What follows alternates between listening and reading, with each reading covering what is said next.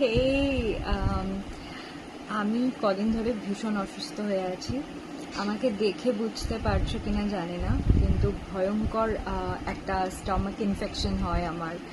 আর প্রায় 3-4 দিন ধরে সেদ্ধ খাবার আর ওআরএস ছাড়া আমি কিছুই খেতে পারছি না।